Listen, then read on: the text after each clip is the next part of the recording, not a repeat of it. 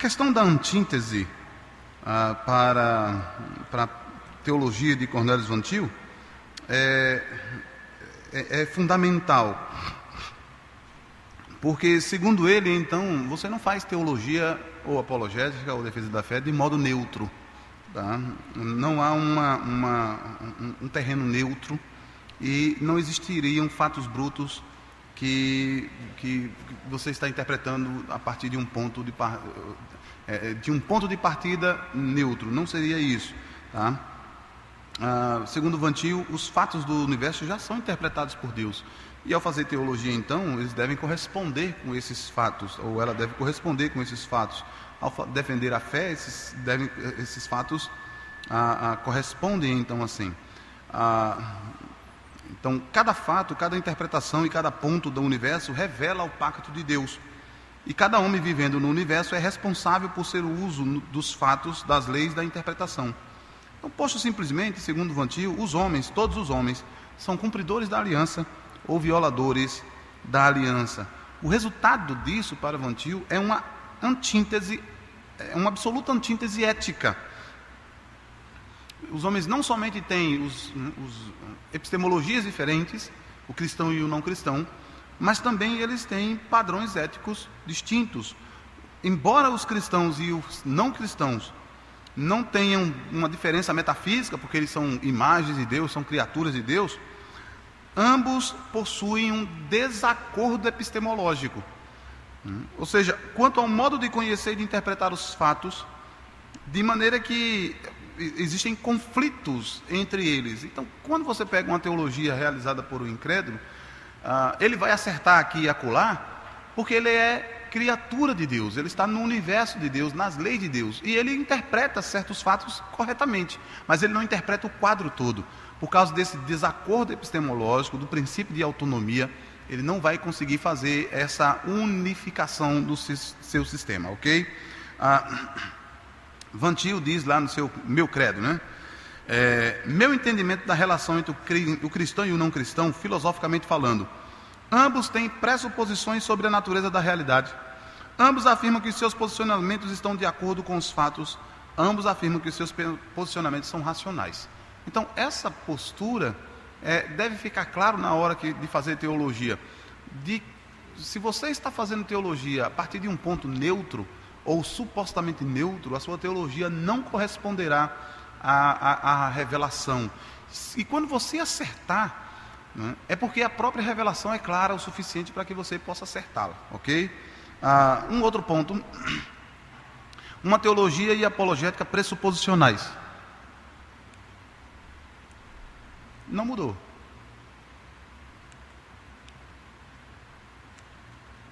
Agora. Isso. Aqui. Existe algo acerca do qual cristãos e incrédulos concordam? Existe alguma área conhecida de ambos que possa ser usado como algum ponto de partida para conduzir àquilo que é conhecido pelos crentes, mas desconhecido pelo incrédulo?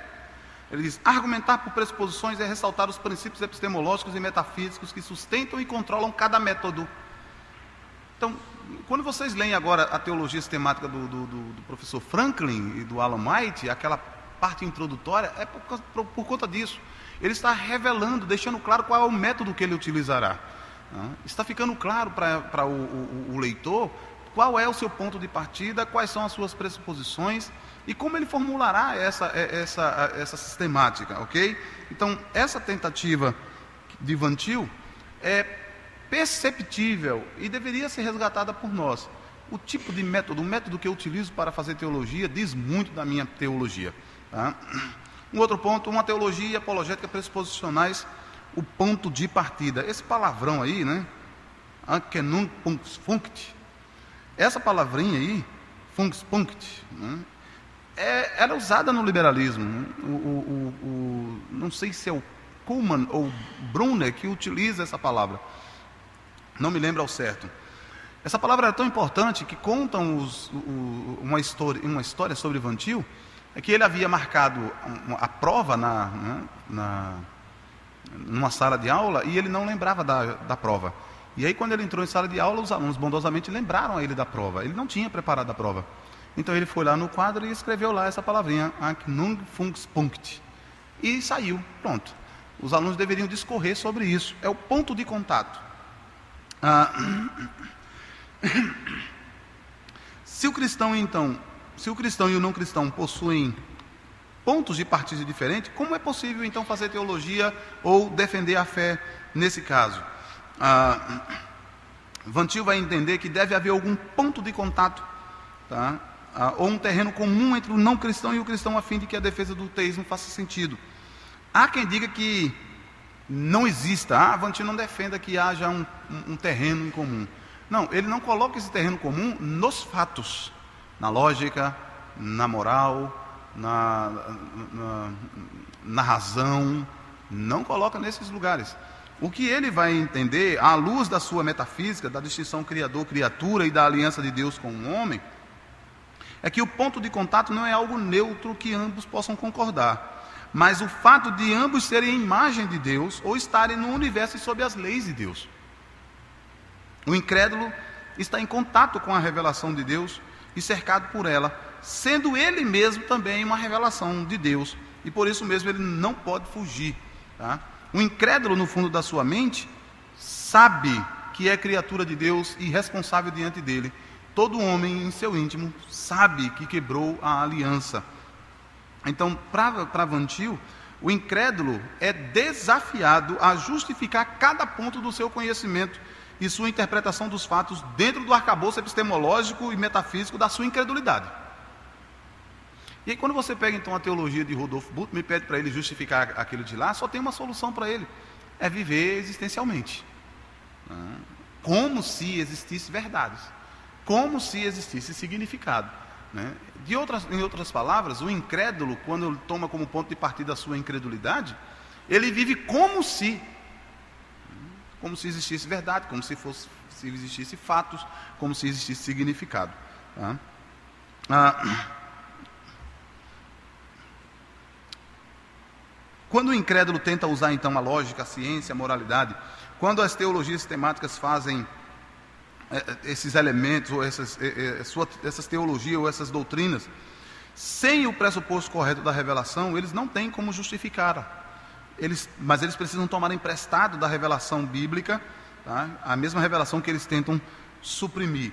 Assim, para Van Til, a necessidade que nós temos é de forçar uma antítese, é de forçar o incrédulo a ter que colocar as cartas na mesa. O apologista reformado, porque é cumpridor do pacto pela graça de Deus, aborda o incrédulo na raiz da sua incredulidade, tá? Bom,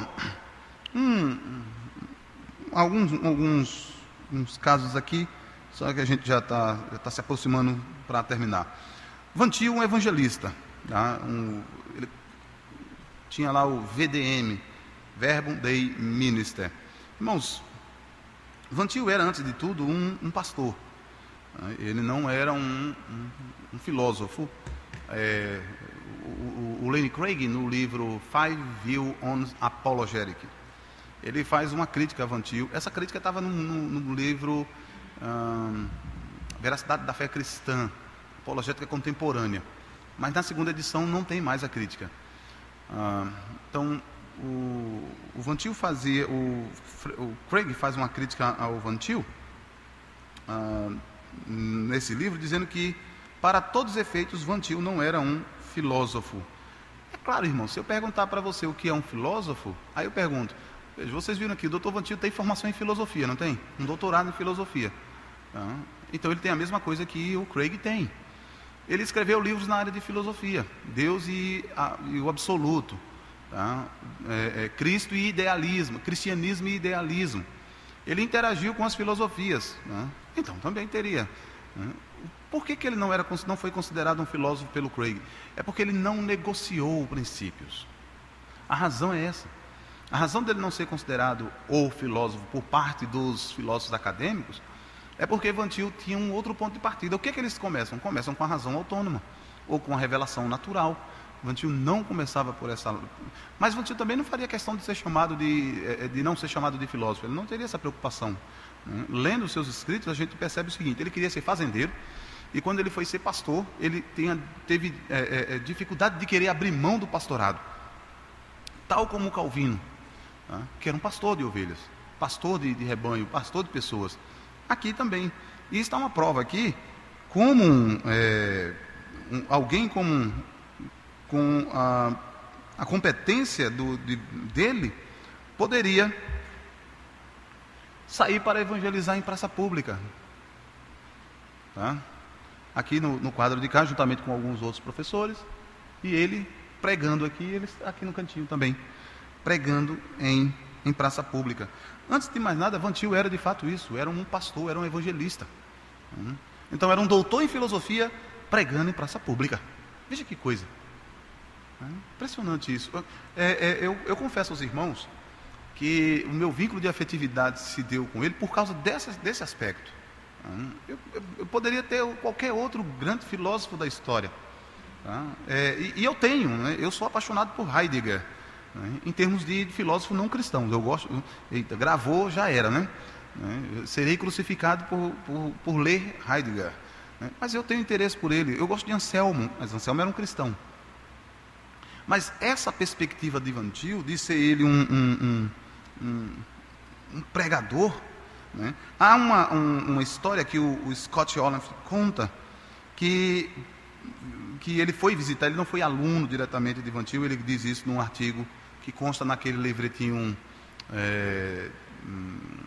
Porque Creio em Deus. Lá tem um artigo chamado Van Til Evangelista. Ele diz que foi visitar o Dr. Van Til para poder fazer as suas pesquisas e saiu para dar uma volta com o Dr. Van Til, né? Saiu para dar um passeio. E alguém da rua perguntou para ele assim: ele já está falando de Jesus para você? Veja, como ele era conhecido no local onde ele morava.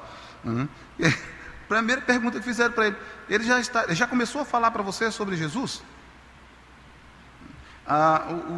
O próprio Oliphant conta uma história, eu vou ler aqui rapidamente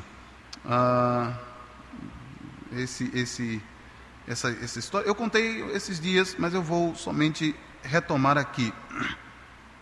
E quando o Dr. Van Til tinha sido convidado para dar uma palestra numa universidade, então alguém precisava levá-lo, né, para essa academia, tá, para essa universidade. Mas atrasou-se, né, no trânsito, ficou preso no trânsito, né, diz assim, deixa-me pegar aqui. Ele estava dirigindo, né, para a John Hopkins, para falar para um grupo de filósofos, né? E quem o levou contou para ele, ou alguém contou para o Scott Oliphant, que eles ficaram presos no trânsito, né? E eles chegaram ali naquele encontro atrasado, com pouco tempo para o Dr. Van Til poder dar a sua palestra naquele local. E diz assim: e percebendo que o tempo era curto, né, alguém falou para o Oliphant, Van Til então tomou aquele pouco tempo que tinha, deixando de lado o que precisaria falar, o que tinha de falar, e pregou em Jonas. Abrir num grupo de filósofos, né, da John Hopkins, e pregar em Jonas. Ele não decidiu fazer qualquer coisa na sua palestra para esses filósofos. Ao invés, ele deu exatamente aquilo que ele poderia fazer com mais força, pregar.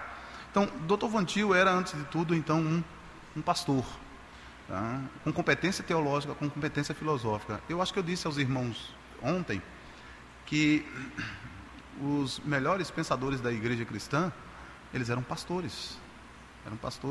Isso é um estímulo para a gente. A gente pode pensar assim: rapaz, o ministério toma muito tempo. E toma, irmãos.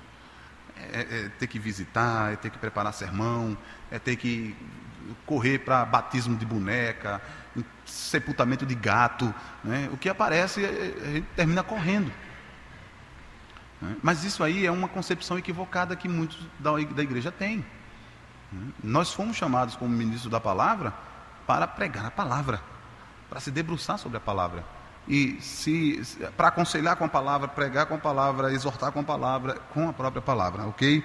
Então o Dr. Van Til tinha tinha essa característica. Eu queria destacar esse ponto aqui, já aproximando desse final, de que não era um teólogo acadêmico no sentido de estar distante do rebanho, tá? Você pode ser acadêmico e saber que aquilo que você tem de acadêmico é aplicado na realidade, tá? E aqui está uma prova. Isso aqui é o seguinte: se o que eu ensino, se o que eu sei, se o que a Escritura ensina é verdade, então eu posso enfrentar e posso confrontar qualquer incrédulo, tá? Esse é bom, algumas críticas que são levantadas contra Van Til. Primeiro, Van Til era um fideísta. O Norman Geisler foi discípulo dele, tá? Juntamente com o Schaeffer, né? Então, ele diz assim: Cornelius Van Til fala a partir de uma perspectiva bíblica e reformada, teologicamente forte, e ainda assim, apologeticamente, em uma forma absoluta de pressuposicionalismo revelacional. Como podemos ver, essa posição pode ser chamada de fideísmo metodológico. Vejam, duas tradições estavam lado a lado na apologética. A tradição racionalista, começa com a razão, tá? E empirista, começa com a experiência. Evidências, tá? E argumentos clássicos, que lançando proposições, chegamos então num silogismo aí lógico, né? Claro, chegamos a conclusões. Eu falei esses dias que o Clark Pinnock era um calvinista. O problema é que ele foi examinar, de fato, a apologética, e ele era um apologista, tá? E ele foi examinar a apologética do Dr. Cornelius Van Til, e o que ele encontrou lá ele não gostou. E ele reformula o seu pensamento, porque o que ele encontrou lá foi exatamente isso que a gente acabou de expor. E o Clark Pinnock terminou se comprometendo com o libertarianismo. Mas vejam, Van Til não era um fideísta, porque Van Til tinha essa posição aqui: a fé não é fé cega. O cristianismo pode ser demonstrado ser não apenas tão bom quanto, ou mesmo melhor do que a posição não cristã, mas sim a única posição que não torna a experiência humana sem sentido. O que está aqui por trás é uma metodologia do Dr. Van Til conhecida como argumento transcendental, ou argumento a partir da impossibilidade do contrário. Deixa-me dar um exemplo. Se você for um materialista,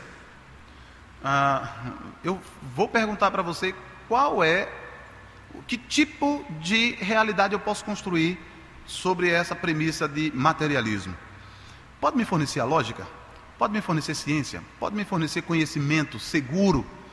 Pode me oferecer moralidade? Então, argumento transcendental, mais adiante vai ter somente mais um tópico, quem pode fornecer a pré-condição para esses elementos? Então, o Dr. Van Til, trabalhando com esse ponto, diz assim: se eu tomar como ponto de partida o que a revelação diz, eu posso construir a realidade à luz disso? E verificar, então, lógica, comportamento, ciência, conhecimento, moralidade, são justificadas a partir desse ponto? Se sim, então esse argumento é válido. Então, ele não é um fideísta, ele está tomando um ponto de partida. O ponto de partida seria a própria Escritura. Irmãos, axioma nós tomamos o tempo todo. Pressuposições nós temos. O que é uma pressuposição? É aquilo que não foi investigado, não foi examinado, não passa no teste da experiência, ele é assumido antes da experiência. Então, quando se lança um axioma, uma pressuposição ou um teorema, você vai verificar na realidade se ele corresponde ou não. Se ele não corresponder, se ele não funcionar, se ele não servir, ele é descartado. Deu para entender isso? Então, ele não é um fideísta. Simplesmente ele tomou um ponto de partida que os outros não quiseram tomar. Ele tomou a Escritura como ponto de partida seguro. A revelação na Escritura. Mas então eu tenho que testar a revelação. Então ela já não é autoritativa. Alguma outra coisa terá autoridade. Mas a partir do momento em que você disser que a razão, por exemplo, eu vou testar a Escritura por meio da minha razão. Quem é a autoridade última? A razão. Como é que você sabe disso? Você vai ter que argumentar até provar que a razão é assim. Deu para entender então? Então, se você pensar desse modo, e normalmente a acusação contra Van Til é essa, é uma acusação injusta. Ele está usando um método que ele chama de método transcendental. Uma outra crítica será que Van Til ensinou que os incrédulos são incapazes de conhecer? Veja aí o Kelly James Clark. Kelly James Clark é um discípulo, um intérprete de Alvin Plantinga. Plantinga e Van Til estudaram sobre o mesmo orientador, tá? O Harry Gellerman. tá? Harry Gellerman. E o Clark diz assim: as alegações epistemológicas de Van Til parecem claramente implicar que os não cristãos não podem conhecer nada. Essa é a acusação tão comum que eu já ouvi e ouço onde eu falo de Van Til. Van Til diz que os incrédulos não conhecem nada. O próprio Plantinga falou a um amigo nosso, quando o Plantinga esteve no sul do país, na Universidade Federal de Santa Catarina, o PUC de Santa Catarina, e ele falou para um amigo meu, o Bruno, né, de que a implicação da filosofia de Van Til era essa, que o incrédulo não conhecia nada. Mas quando eu leio o Van Til, por exemplo, na introdução à sistemática, ele não diz isso. Ele diz assim: estamos bem cientes do fato de que não cristãos têm uma grande quantidade de conhecimento sobre este mundo que é verdadeiro até onde chega, até onde ele possa alcançar. O não incrédulo tem conhecimento do mundo até onde ele pode alcançar. Por que ele tem? Ele é a imagem de Deus, e ele está no mundo de Deus, e a revelação é clara. Então ele tem. Ou seja, há um sentido em que podemos e devemos permitir que seja conhecido o valor do conhecimento dos não cristãos. Há um sentido que sim. Tá? Van Til usa a expressão capital emprestado. Se vocês entrarem no meu blog, tem lá um vocabulário vantiliano que eu traduzi, encontra-se lá. Aí vocês vão lá ver o que é capital emprestado. É que sempre que o incrédulo está acertando as coisas, ele está acertando tal como numa analogia que Van Til costumava contar. Ele ia num trem e viu uma criança no colo do pai e a criança dando um tapinha no rosto do pai. E aí Van Til pensa, né? Assim é o incrédulo. Tenta negar a existência de Deus utilizando aquilo que é de Deus. Lá no texto, porque creio em Deus, ele diz, é como se alguém estivesse negando a existência do ar enquanto respira. Então, é alguém dizer que conhece, olha, eu não quero saber de Deus, mas ele está acertando, e é por isso que eu acredito, irmãos, que incrédulos podem ser mais éticos do que crentes, em muitas ocasiões. Que um ateu pode ser um bom pai, ser um bom filho, ter uma moralidade excelente, mais do que alguns crentes. Porque isso não depende, irmãos, de ser da própria natureza, depende do seguinte: Deus se revelou na natureza, e aí quando ele está agindo de acordo com isso, o blog, né? Certo. Quando ele está agindo de acordo com isso, ele está acertando, porque a revelação está aí. E quando ele acerta, ele está tomando emprestado, ele está dizendo, olha, eu não creio no Deus que existe, que vocês dizem que existe, eu não quero saber dele, mas aí eu tomo como emprestado do que ele revela, ok? Então seria uma crítica bem... Van Til é circular? O blog é profgaspardesouza.blogspot.com. Prof, né, gaspardesouza.com, blogspot.com. Souza com Z, profgaspardesouza.blogspot.com. Se colocar na internet, no Google, eis nosso tempo, aí vocês acham também. Tá? Ele está um pouco desatualizado por conta de outras atividades. Normalmente eu traduzo textos e coloco lá. Tá? Eu acho que o último texto que eu traduzi foi um sobre molinismo. Se você quiser, dê uma olhadinha lá. Molinismo. Eu publiquei alguns textos sobre molinismo. Isso, é isso aí mesmo. Tá? Então, publiquei alguns textos sobre molinismo. Tem um lá que é um pouco complexo, porque envolve bastante lógica, mas dá para ler. Van Til é circular. Phil Fernandes, que é um apologista, diz assim, é verdade que muito do pensamento de Van Til é circular. Bom, Van Til fala em circularidade sim, mas ele não fala em silogismo lógico circular.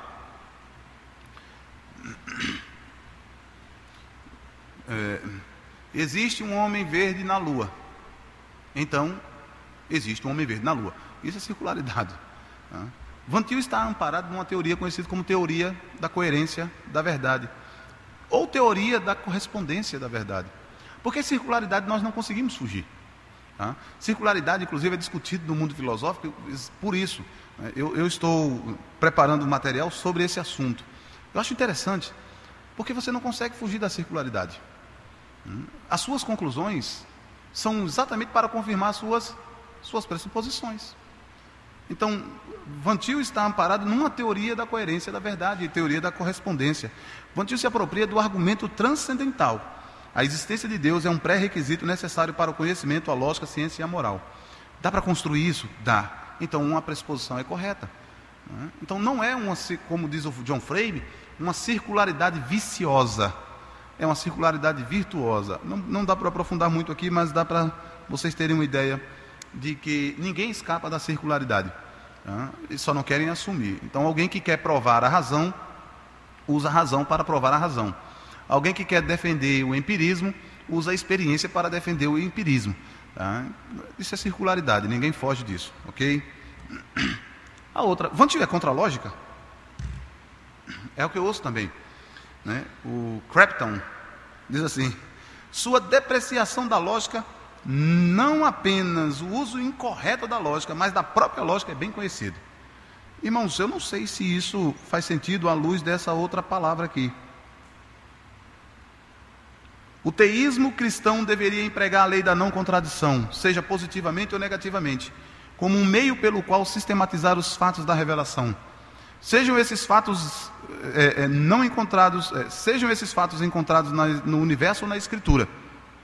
A lei da não contradição não pode ser pensada como operando em qualquer lugar, exceto em relação contextual da natureza de Deus. A criação mostra a lei da não contradição. Van Til não é contra ela. O que Van Til diz, e aqui é onde reside o diferencial entre ele e outros pressuposicionalistas, é que você não pode colocar a lei da não contradição como juíza da revelação. É diferente. Porque se você colocar como juíza da revelação, então ela seria a autoridade. O que Van Til quer preservar é a autoridade última da própria revelação, do próprio Deus, da própria Escritura. Van Til acreditava sim em paradoxos, né? que existem paradoxos, mas esses paradoxos não são finais em Deus, eles são para nós. Então, por exemplo, um exemplo de paradoxo seria para ele a doutrina da Trindade. E é uma confusão muito grande quando Van Til diz na sua introdução à teologia sistemática que Deus é uma pessoa e três pessoas. Mas na verdade ele está tentando preservar a realidade última, pessoal. Então, há outros mistérios, a dupla natureza do Redentor.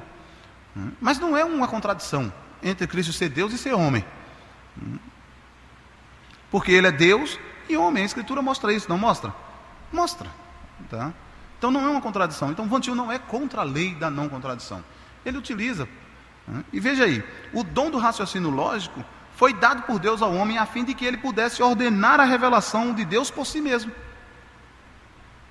A minha razão, o meu pensamento está a serviço da fé. A fé por meio da qual eu creio. Ela está a serviço da fé. Então a lógica também estaria a serviço da fé. Nós devemos, irmãos, forçar os incrédulos, por exemplo, a que justifiquem a sua lógica tomando a partir das suas pressuposições, a partir da sua cosmovisão. Como é que um materialista pode defender lógica? No mundo material não há leis abstratas e universais. Então, Van Til não seria contra a lei da não contradição. Tá? Bom, o que é que nós podemos então aprender aqui? Primeiro, irmãos, a suficiência das Escrituras no fazer teológico e para uma filosofia e apologética distintamente cristãs. Deus se revelou? Revelou. Se a Escritura é a sua palavra, então ela vai descrever quem ele é, quem o mundo é e quem o homem é. E quando eu olhar para este mundo, para este homem, eu vou encontrar exatamente isso que a Escritura descreve. A Escritura é suficiente para eu fazer a minha teologia, para eu desenvolver a minha teologia. Eu não estou aqui sendo contra a tradição, não é isso. Tá? Se o Espírito de Deus, como Calvino diz lá no livro 2, acho que capítulo 16, se o Espírito de Deus se agradou a dar por meio dos incrédulos a física, a matemática, as ciências, nós não podemos desprezar, porque senão seria negligenciar o dom do Espírito. Então não estou sendo contra a tradição. Onde eles acertaram está de acordo com a revelação, com a Escritura, ótimo, nós precisamos. Mas o que nós queremos dizer é que a Escritura é suficiente para que eu faça teologia, ou filosofia, ou apologética. E quando fizer tomando a Escritura como ponto de partida mesmo, então eu terei uma teologia legitimamente cristã, distintamente cristã, sem sínteses. Outra coisa, a relação entre teologia, filosofia, apologética e evangelismo, não se separam essas coisas. Uma teologia que não possa servir para a evangelização não é uma boa teologia. Uma teologia que não possa formular uma filosofia também não seria uma boa teologia. E uma filosofia que não esteja um amparo teológico também não seria uma boa filosofia. O que é que isso aqui, o que é que são esses elementos? São apenas modos distintos de falar da mesma coisa. E ambientes diferentes.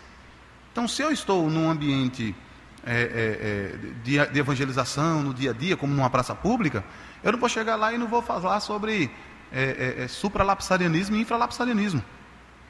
Deu para entender isso? É difícil, né? Mas se eu estou numa sala de aula, faz todo sentido falar sobre o assunto. Mas no final das contas, quando eu estou evangelizando, eu estou ciente de que entre aqueles que estou evangelizando, pode ter eleitos do Senhor. Então eu estou levando para lá a minha teologia, eu não estou separando a minha teologia. E a apologética também é meio diferente de falar. Só para eu poder deixar mais claro aqui, eu não sei se eu vou conseguir localizar, eu deveria ter marcado bem direitinho aqui, para poder citar para vocês diretamente. Mas tudo bem, se não encontrar, a gente lê em particular, tá bom?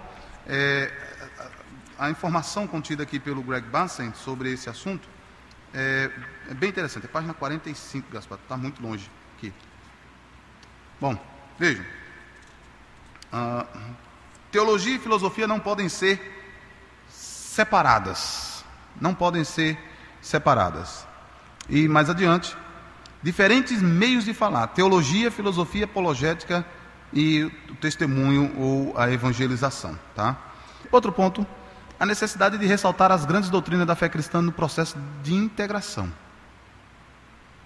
As grandes doutrinas, né, a cristologia, a pneumatologia, essas grandes doutrinas não podem ser separadas, elas precisam estar integradas, né? Se você é especialista em cristologia, relacione a cristologia com as outras áreas da sistemática. Se você é um exegeta, relacione a sua exegese com a sistemática, com a apologética, com a pregação. Se você é um pregador da área de homilética, relacione a homilética com as outras disciplinas. Parece que elas estão brigando na cabeça de muitos, e elas não deveriam brigar, tá? É curioso que, ao examinar a proposta do Dr. Van Til, nós encontramos nele, pelo menos, essas 4 disciplinas. Uma forte tendência à teologia exegética. O Becauer faz uma crítica dizendo que não encontra-se exegese nos livros, nos escritos de Van Til. É uma crítica válida. Mas todos que fizeram exegese depois de Van Til chegam à mesma conclusão que ele. Lembram lá? Se ele já sabe o que é, para que ele vai perder tempo nos meandros, nos pontos pequenos? Então ele já partia direto para as conclusões, ele já sabia então a conclusão, tá? Ou ele já chegava ao destino que ele estava pretendendo, sem precisar ficar rodeando. Então é curioso isso, porque a acusação que Becauer faz lá no Jerusalém, em Atenas, de que não tinha exegese, os discípulos que vieram depois de Van Til fizeram exegese, e curiosamente eles chegam às mesmas conclusões, tá? A teologia exegética, a gente viu, Van Til conhecia bem hebraico, conhecia bem o grego, tinha estudado com Gerhard Voss. Teologia sistemática, né? Tinha estudado com pregadores, tá? Tinha estudado então para a defesa da fé. Eu acho que eu tinha dito aqui para vocês, 4 disciplinas eu tenho de fato grande interesse. São essas 4: teologia exegética, sistemática, apologética e homilética. Eu preciso saber da revelação, o que está na revelação, mas eu preciso ordenar essa revelação. Aquilo que está na própria revelação precisa ser ordenado, não pode ser desordenado. Uma teologia assistemática, né? Mas eu preciso também pregar isto. Eu não prego ideias da minha cabeça, eu prego aquilo que está na revelação. Mas quando eu estou pregando, eu estou defendendo a fé. Eu estou consolando os crentes, fortalecendo aqueles que estão fracos, mas também eu estou desafiando aos incrédulos que tenho no auditório. E eu estou também orientando aos duvidosos. Os crentes passam por momentos de dúvidas. Então, veja, na hora que eu estou pregando, utilizando exegese, teologia exegética, utilizando sistemática, utilizando apologética na pregação.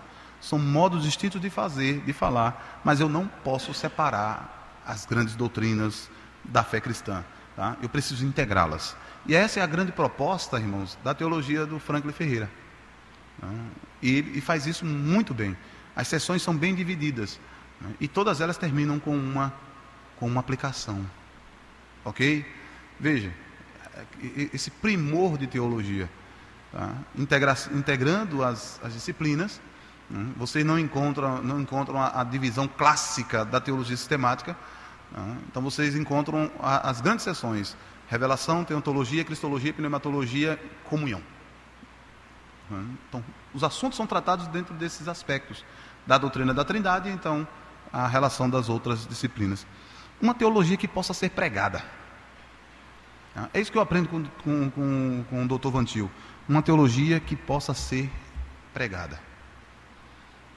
Uma teologia que não pode ser pregada é especulação. Irmãos, o diferencial de Vantil para outros teólogos sistemáticos é esse.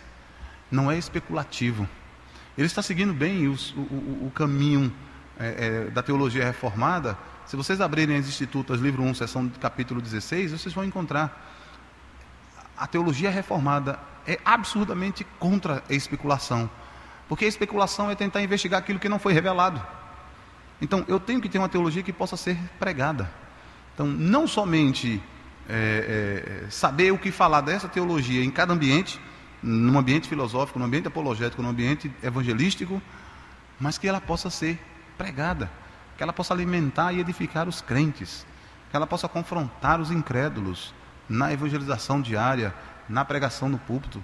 Uma teologia que seja de fato teologia, que coloca o homem diante de Deus. Tá? Então, são essas coisas, irmãos, que me impressionam com ele, com o Dr. Vantil. Nós temos muito mais coisa, mas não vamos dar continuidade, ok? Então, nós encerramos com esse ponto aqui, tá bom? Mais uma vez, irmãos, muito obrigado pela atenção de vocês, muito obrigado à Escola Charles Spurgeon, na pessoa do pastor Clayton, pela consideração e estar presente com os irmãos. Deus continue abençoando. Entre em contato comigo lá no Facebook. Esses dias é que eu não respondi, tá? E se eu demorar a responder, não se preocupe, eu vou responder, tá? Certamente eu estou um pouco atarefado e tal, mas mantenho contato lá com vocês, tá bom? Pra alguma dúvida que eu puder ajudar, ou algum material que você precisar e eu tiver, enfim, tá bom? Estou à disposição de vocês, tá? Muito obrigado, irmãos. Deus abençoe a cada um de vocês.